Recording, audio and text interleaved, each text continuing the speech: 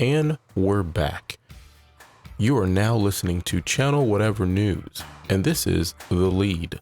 We're going to go over some of the stories that grabbed our attention, and maybe they'll grab yours. But first, click-a-lick-a-loud.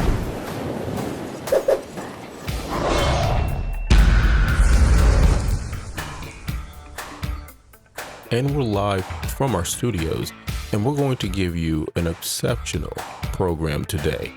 We're going to go ahead and go through some of the biggest stories that are going on right now. We're going to kick this to the Dad Panther.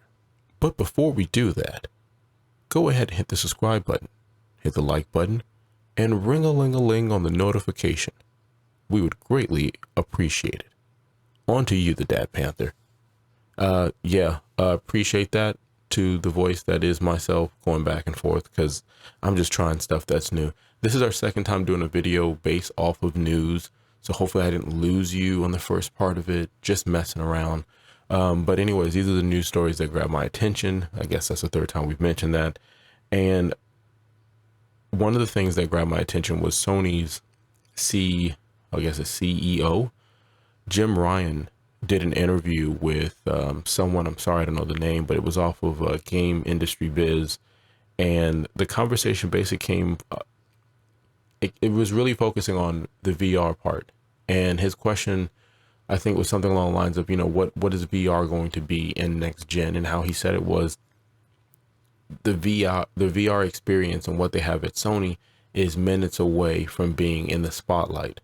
And what he means by that, or at least what he was saying, and he clears it up by saying basically it's not until 2022 where you'll really see that focus on VR. Right now they're focusing on story-driven gameplay and titles, and so because of that, they didn't want to have anyone think that they're not focusing on PlayStation Virtual. So they are, and there is an adapter for it, which has some issues because the website is, it continues to crash. I haven't been able to get my free adapter. So again, if you type in your serial number, you get a free adapter from the PlayStation 4 VR so that it will work on the PlayStation 5.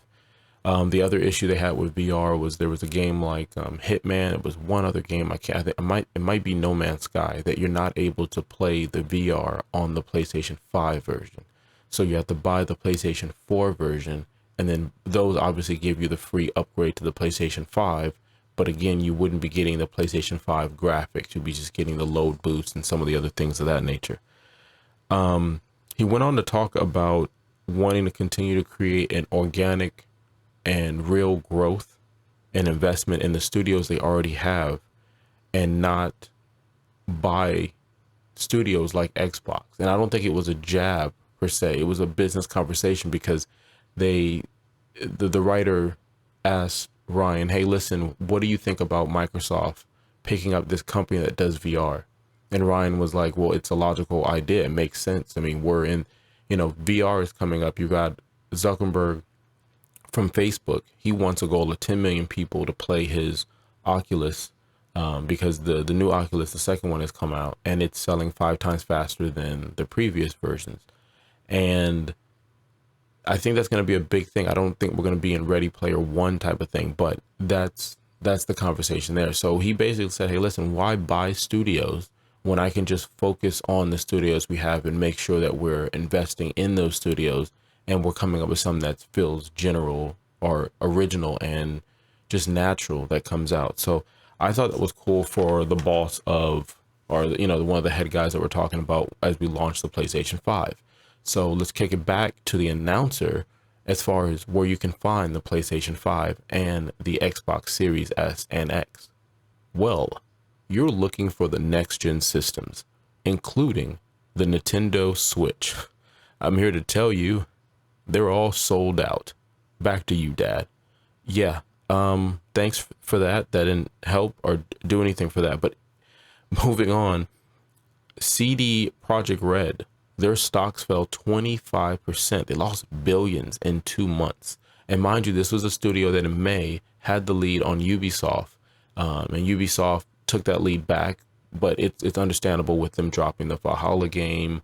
You had the new Watch Dogs game. There was the God Phoenix Rising type of game that's coming out. So they've got some stuff there. But the big thing on it is whether or not it's with the pandemic or workforce issues and things that are happening behind closed door, the gaming industry is kind of getting kind of looked at. And I think in the next few years is going to be interesting. I don't know if we're going to get television shows or, you know, docuseries and stuff like that, but it'd be very interesting. So Ubisoft is, as of right now, they're 40% higher than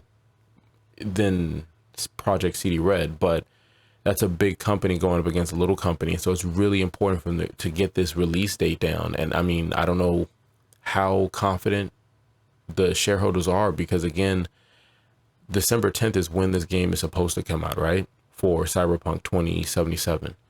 And the game has already gone to the print. It's already being manufactured. This is for the day one patch. And apparently the issue they're having is the current gen systems.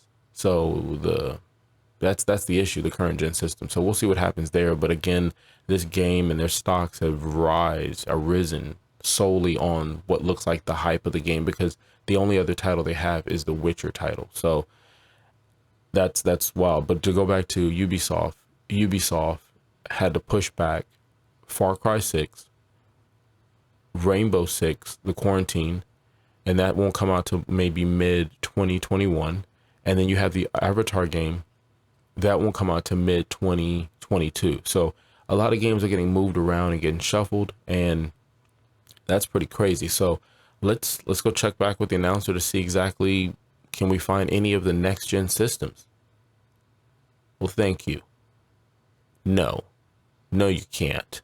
I'm clicking the link and refreshing them, and there's nothing there. No information, even them getting it back or anything of that nature. So as of right now, no. Back to you, Dad. All right, well, you heard it there. There's no next gen systems. And don't forget, the Switch is a very coveted system as well. So that's next gen in my opinion, and that's going to be a hard find.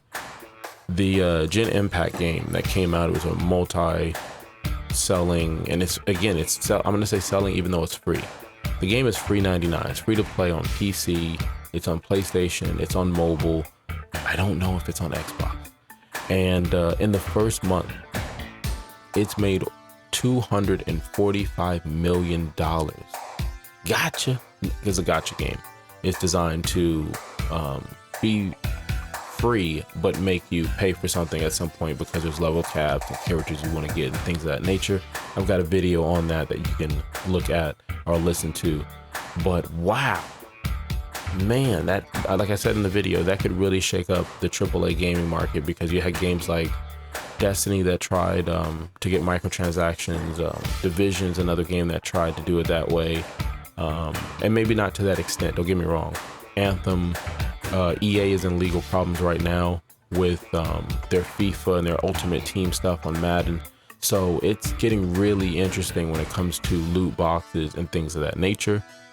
And unbeknown to the announcer, this Black Friday, the rumor is there will be refills on next gen systems, even though both companies have said, hey, look, don't go looking for it. It's not something that's likely. But Best Buy has an ad that they're doing online PlayStation 5 pre-orders. I don't know what model. And there's some rumors that you might be able to find some in the stores. Just be safe about it. It might just be safe enough just to wait it out and wait for these next waves that come in. No one knows when. But thank you for listening to today's program. And I hope you have a great day. You could have been anywhere in the world, and you chose to be here. So till next time, kalika lika loud.